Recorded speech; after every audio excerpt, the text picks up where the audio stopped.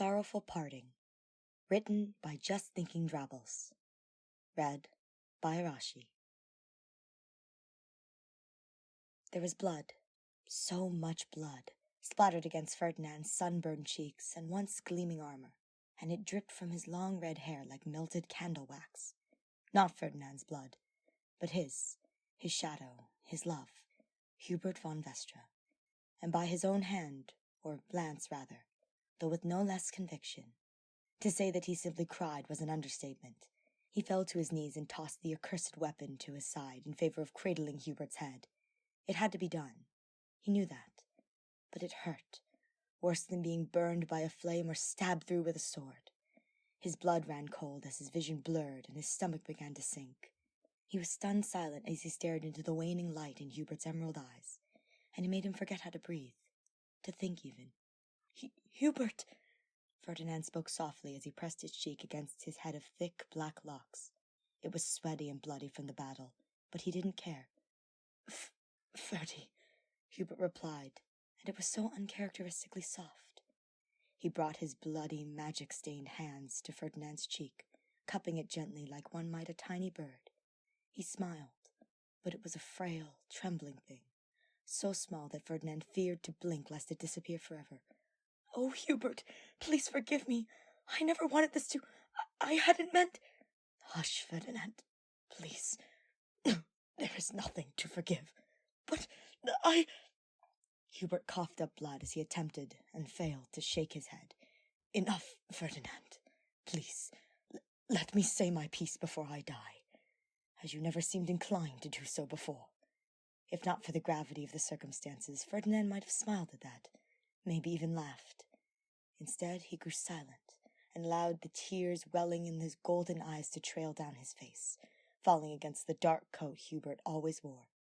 In another life, maybe, Hubert would not be dying. He would playfully reprimand him for soiling his uniform as a faint blush shaded his beautiful, pale cheeks. They were too pale now. More ashen, Ferdinand's mind unhelpfully noted.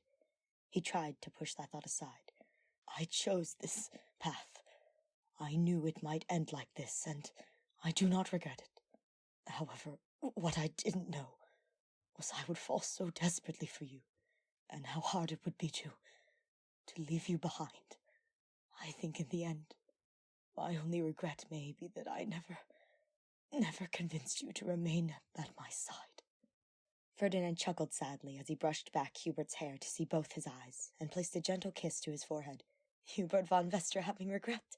Unheard of. A half-laugh, half-cough escaped Hubert's thin lips. "And yet, here we are." He smiled warily once more as his head fell against Ferdinand's chest.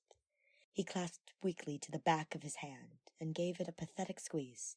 Despite the fact that he was the one injured, he was still trying to comfort him. Ferdinand sniffled as he attempted to wipe away the tears staining his cheeks. It was a vain attempt, but for Hubert he would try. He would do anything for him. For the most part. He had wanted to understand what Hubert Nadelgard had dreamed, but he just couldn't.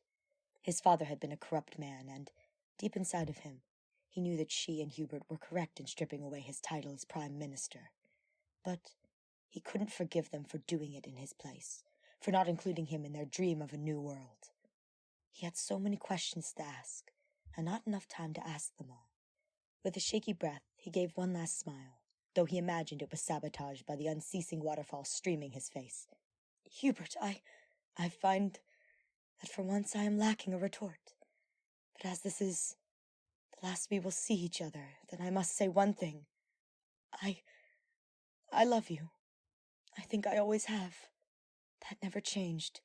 Not even when we were apart. Please, I must know. Do you feel the same?" Maybe it was the fading flicker of life within him, but Hubert blearily thought Ferdinand had never sounded so small, so desperate. He tried to squeeze his hand again, but things felt distant, far away, and he couldn't tell if he had accomplished the sentiment. "Ferdinand." Words were starting to feel heavier in his mouth. It was as though they were now weights tied too tightly to his tongue. "I do, despite everything. My love for you has never wavered." The last word descended with his soul into the air, and his gem-like eyes lost their glisten, taking to a glassy gleam. Ferdinand's fellow soldiers, comrades, friends, they would say he screamed, wailed even as he clutched tight to Hubert's lifeless body. But it was a sin to describe it as something so trite, for he did more than simply mourn. It was that day that Ferdinand von Eyer's heart was ripped clean out of him, and he did nothing less than die along with it. The lake was cold and uninviting, but Ferdinand needed a bath. They were going to arrive in Enbar to face Edelgard soon, and he needed to wipe away the grime from today's battle. He had waited for everyone else to wash up before arriving, as he didn't want to deal with anyone else's attempts at consolidation. At present, he felt numb, empty, hollow in a way that he did not think he could ever describe with words. The thought of ever being able to put him back together made his stomach curl. He would never be whole again. This he was certain of. He stripped from his bloody armor and underclothes, vaguely reminding himself to wash them later before dipping into the chilly water. The more he got used to it, the more he leaned into the frigid embrace until finally he was in waist deep.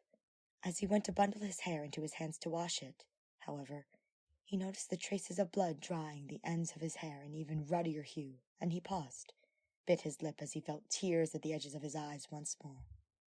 How did he still have more tears to shed? Would there ever be a day that he did not shed tears unendingly?